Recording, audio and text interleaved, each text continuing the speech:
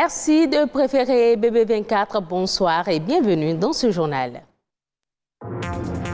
C'est une pathologie qui s'attaque aux articulations. L'arthrose est caractérisée par des douleurs au mouvement et une raideur des articulations. Ce 17 septembre est dédié à la sensibilisation du public à cette maladie. Le sel alimentaire est un élément essentiel et indispensable dans toutes les cuisines, mais un sel de mauvaise qualité peut avoir de nombreuses conséquences sur la santé.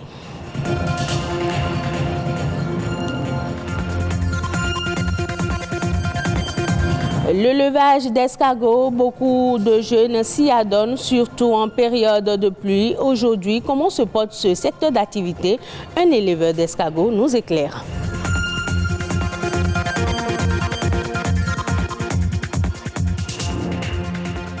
Ce 17 septembre est dédié à la sensibilisation du grand public à l'arthrose, une pathologie qui s'attaque aux articulations et progressivement les déforme. Selon les statistiques, en 2050, 315 millions de personnes âgées de plus de 60 ans souffriront d'arthrose dans le monde. Aujourd'hui, heureusement, la recherche a progressé et apporte de l'espoir à ceux qui en souffrent au quotidien. Reportage. C'est une maladie dégénérative qui s'attaque au cartilage des articulations. Elle est souvent citée parmi les maladies de vieillesse. Mais cette pathologie peut aussi survenir chez les jeunes et certains sportifs. L'arthrose n'est pas uniquement la maladie du genou comme on pourrait le penser.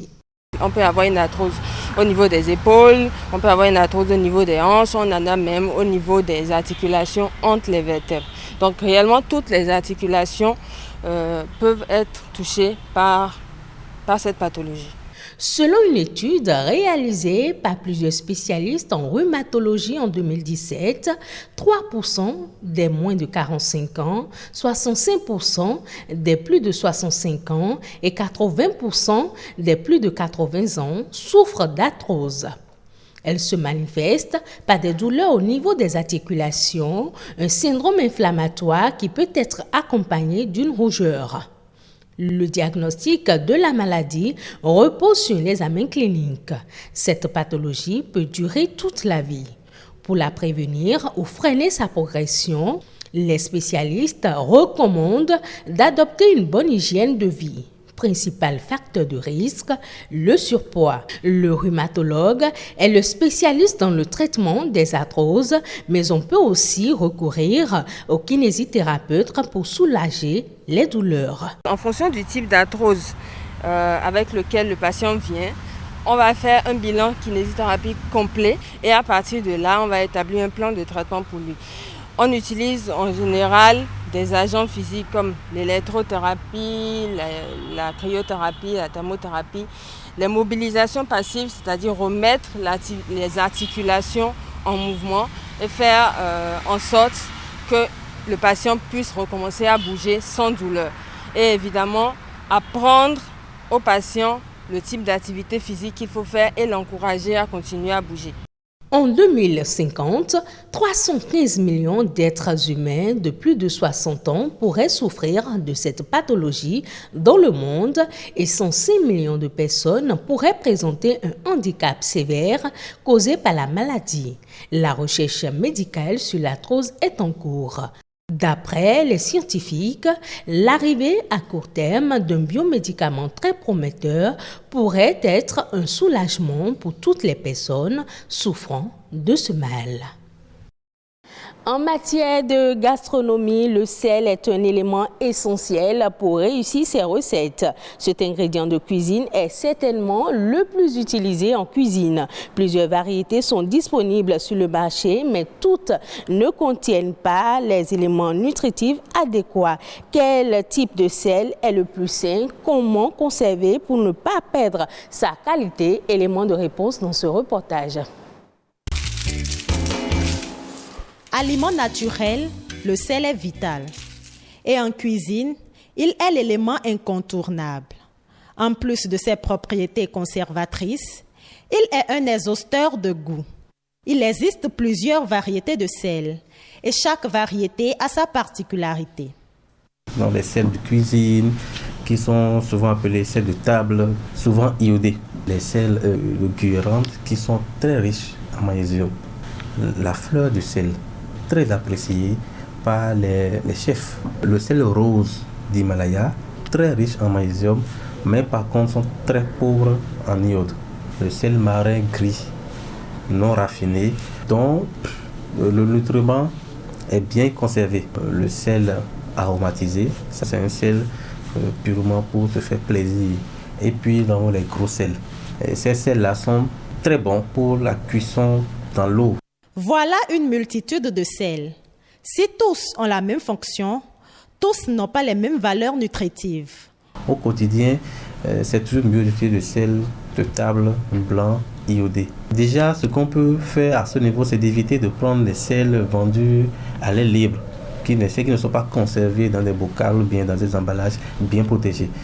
Il faut éviter au grand maximum ces sels-là. Puis ces sels-là, avec le temps, perdent de leur substance, perdent de leur iode. Donc, les sels qui sont dans les emballages, alors prenons le soin de lire les compositions du sel, afin de voir si est-ce que ce sel-là est riche en iode, ou ce sel est plus riche en magnésium. Et en fonction de ce que vous recherchez, individuellement, vous pouvez choisir le sel qui vous convient le mieux.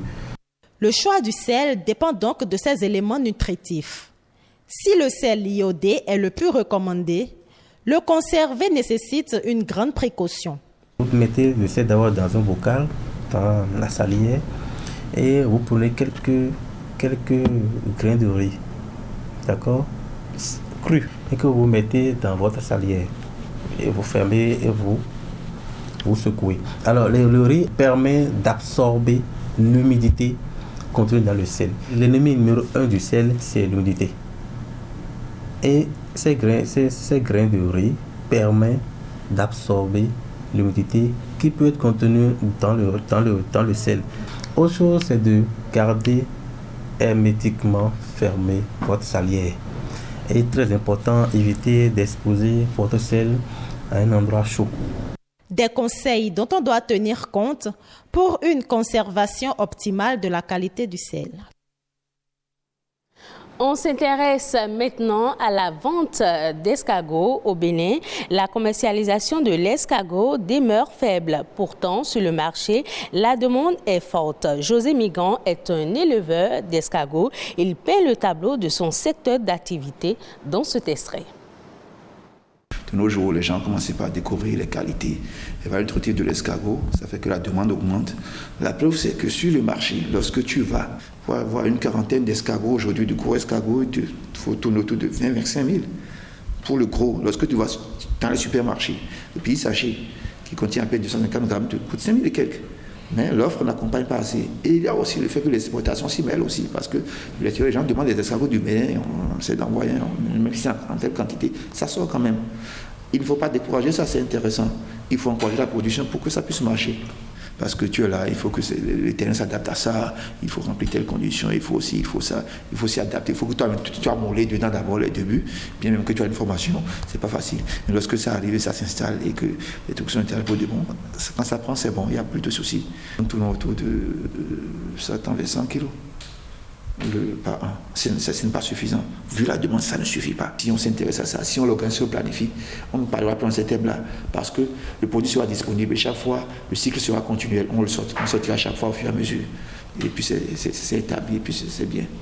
Mais c'est un élevage qui dure un peu sur le temps. Ce n'est pas des élevages à cycle court, comme les poulets, les cailles, les canards, non.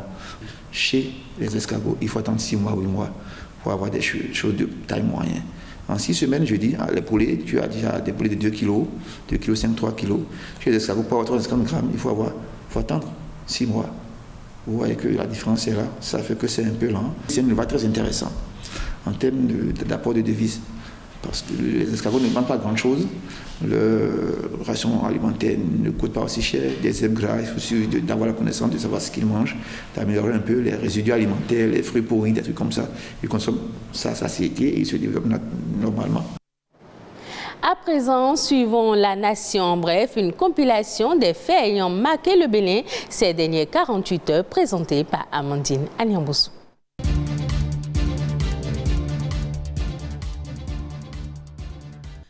Le Bénin bénéficie d'un financement chinois pour un vaste projet de développement de l'Internet. Le ministre des Affaires étrangères Aurélien Agbenossi signe à cet effet un accord cadre avec l'ambassadeur de Chine au Bénin d'un montant de 22 milliards de francs CFA. Ce prêt servira au démarrage de la deuxième phase du projet de densification du réseau haut débit, un projet lancé par le gouvernement en 2016. À terme, il sera déployé 2 réseaux en fibre optique.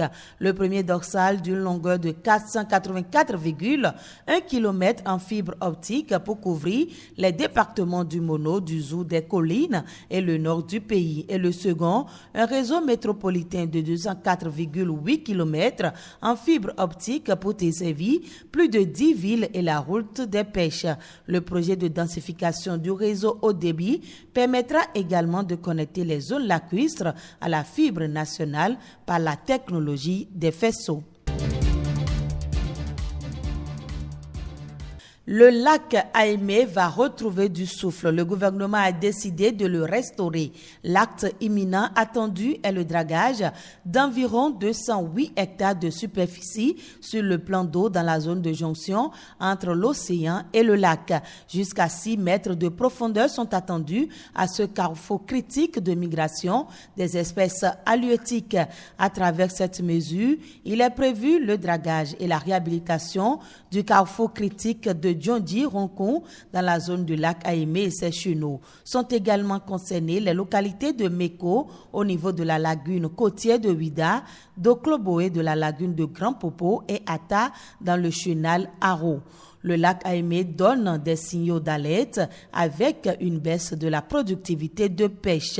En 2019, le gouvernement avait mis en œuvre des opérations d'assainissement avec l'enlèvement des engins prohibés. Le gouvernement compte décaisser 3,46 milliards de francs CFA en faveur des personnes affectées par les projets de modernisation le long de la côte. La décision a été prise en Conseil des ministres mercredi dernier.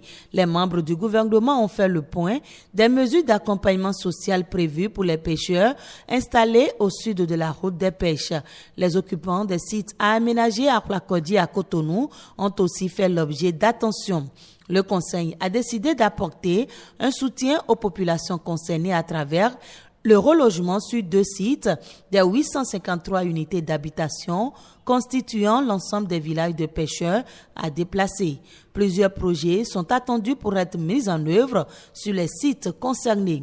Le centre administratif et commercial de Ganri sera rénové et modernisé. Les 3,46 milliards de francs CFA décaissés, les mesures mises en œuvre, le relogement pourra démarrer.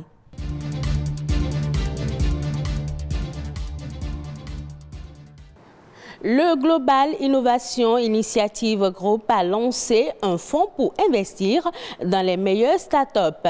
Les ressources financières apportées par le GIIG aux start-upers vont être associées à un soutien à la croissance, à l'accès au réseau à haute valeur ajoutée et à une pénétration accélérée du marché. Objectif, optimiser les rendements pour les start-up et les investisseurs. L'Afrique va abriter près du 5e de la population mondiale d'ici 2025, ce qui va entraîner une escalade de la consommation sur le continent. Et ce sera tout pour cette édition. Merci de l'avoir suivi. Retrouvez ce journal sur le site de l'ORTB, www.ortb.bj.